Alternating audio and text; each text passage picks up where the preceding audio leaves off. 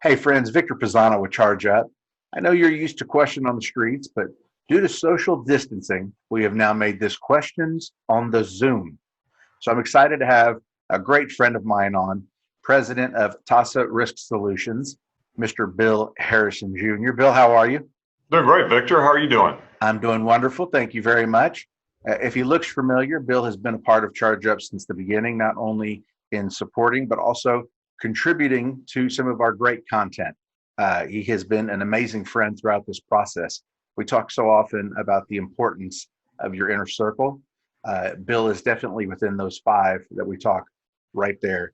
And I've been able to count on him now for close to 30 years. And I will tell you, he's older than me. So, although it doesn't show, Bill, you're looking really, really good there. Did you have an illegal Um, haircut? no, I got a legal haircut on Friday. They opened up. I was the first one in. Nice job. You look very good. You don't look like Thanks. you've been holed up, Quarantine's been very good to me, Victor. It's all about choices. as expected. As expected. So, I got a question for you. The way we do this usually, it's this, I pose a simple question to somebody who has experienced the situation. So, wisdom and experience also always lend credibility to an answer. So, here's my question for you as an entrepreneur, as a business owner all your life. What has this situation specifically taught you about crisis management? And not just as a business owner, but what you've also witnessed within your community as well. Well, first of all, thanks for having me on, Victor. And I'm glad to hear you and your family are doing well and adapting to this environment that we're in. I hate to say new normal because I hope this is not the new normal, but we're all doing the best that we can. So I'm glad everybody is doing well. Crisis management, that's an interesting phrase. You know, I'm in the risk business and have been for some time, and almost 30 years in this business. Never have we had to manage a crisis like this for our clients, for our community, and for our families, frankly. And so what have we learned from that? That's actually a great question. We've learned a lot from it, but most importantly, from whether you're talking about, again, this can be applicable to whether it's family, community, or your business, is first, you need to have a plan. We joke in my house about, you know, you always need a plan B. And in this case, you need a plan B and maybe even a plan C. But particularly for businesses, have a plan. It doesn't have to be a perfect plan, but it needs to be one that takes into account the uncertainty, the unknown, and things like what have happened in the last 6 to 8 weeks. Certainly were a surprise and caught everyone a little flat-footed. So a plan is real important.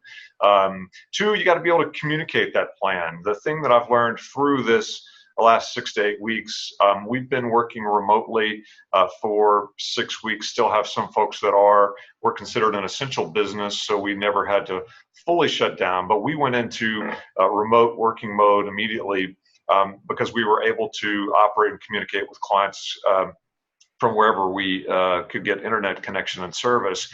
But we had to communicate that plan. And so, and that just doesn't mean being able to talk with people that you work with, but it's also your clients, it's your vendors, it's your banks. But being able to find out an effective way to go about communicating that is super important.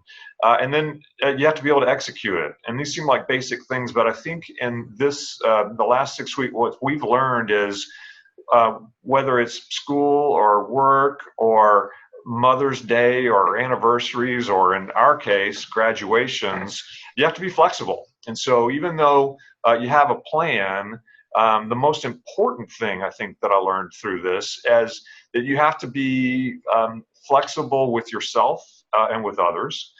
You have to be extremely adaptable. The next crisis that we all have to deal with will look very different than the one we're currently dealing with. And who knows what it will call for, but I know for sure it will call for being flexible and adaptable, and also resourceful.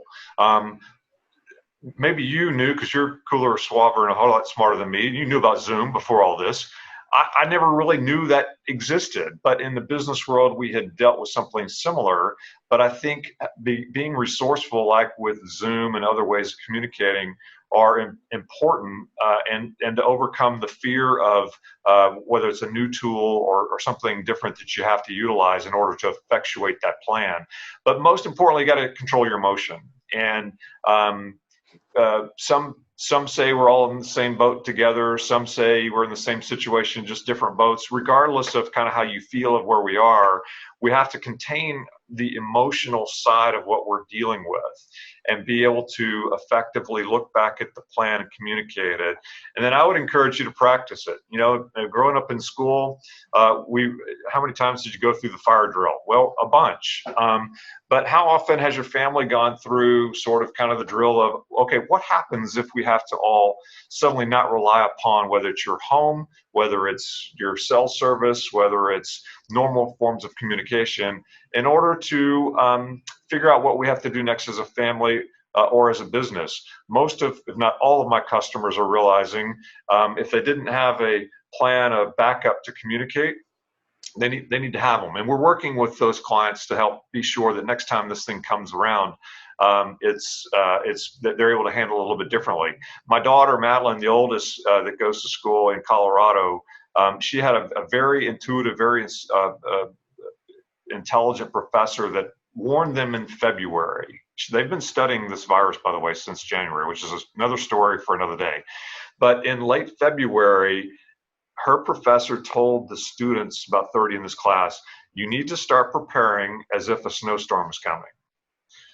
Food, resources, full tank of gas. How are you going to communicate? Do you have enough cash available to you? Can you have internet service wherever you might end up being in a snowstorm? And so almost the takeaway is prepare for a snowstorm coming, even though in San Antonio and South Texas, that's hard for us to envision. We don't do that, right? We don't do that. I mean, if we have snow flurries, we all freak out. But preparing for a snowstorm, none of us really know what that means. But I thought that was a great reference for what comes next. You have to be preparing as if it were like a snowstorm. And so that's kind of a little long-winded, but have a plan, communicate it, execute it, and then practice it before you have to use it. Now, my hope really is that when we get on the other side of this, all of us have learned some sort of lesson. All of us have learned to not take the little things for granted. Because if we go back to, and I hate the phrase, the new normal, but if we go back to how we used to be, I believe this entire adverse situation was a waste to all of us. Just from your own community, what is something that has impressed you the most, that has inspired you, that people are changing, people are adapting, and there is good that's going to come out of this? I think that the compassion piece to me has come across, whether it's been in our family or within our neighborhood or even within our community. Yeah, I think I've seen signs of compassion with folks that may have not come out otherwise, which is whether it's a helping hand with a neighbor, and it doesn't have to be giving money, although there's been a lot of that, and folks have been extremely generous, I think, in helping folks kind of muster through this piece. The way our community has come together with those that are truly struggling, whether it's to have food or health care, it seems like we've really rallied around one another. I give our mayor a lot of credit, although we don't see eye to eye on all of the politics that he has or that I believe. I give him A+ in the way he's communicated with the community. I think he's done a fantastic job of letting us know, okay, here's what's coming, here are the facts, here's what we need to deal with, and then let's move forward. And that's such an important part of all this. So, I think, looking back, I hope what we don't lose is that we had become, I think, as a people, a little insensitive or maybe even detached, and technology, I think, caused a lot of that divide. And so I look forward to the sort of compassion, sort of kind of connectivity of people in a different way, maybe when we get back together with this. The new appreciation for having a glass of wine with a relative on the back porch and talking about old stories.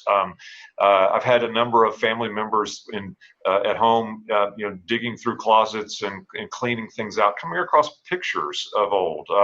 My mother sharing pictures of my great grandmother with my children. may or may not have happened, except maybe after we're cleaning out my mom's closet after she's gone. So it's things like that. I think just the reconnection of people, I hope stays, and I hope it's something that we've all learned to not take for granted at the end of this. Because there's light at the end of this, Mhm. and a client of mine told me this the other day, so I'm stealing it. There's a light at the end of this, and I promise it's not a train coming at us. It's opportunity. I promise. That's a great way to end it. I think Okay. that's perfect. It's not a train. Yeah.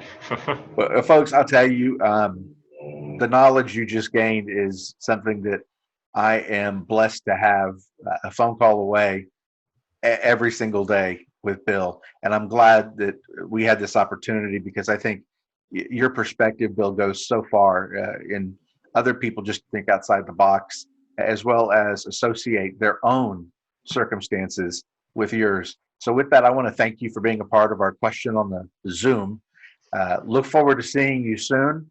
We're more than 6 feet apart. We're about 13 miles apart, so we're good. All But right. thank you for everything. I hope you have a great day. And don't forget, my friends, Charge up. that's how to do it. Thank you, Bill. Thanks, Victor, for having me. You bet.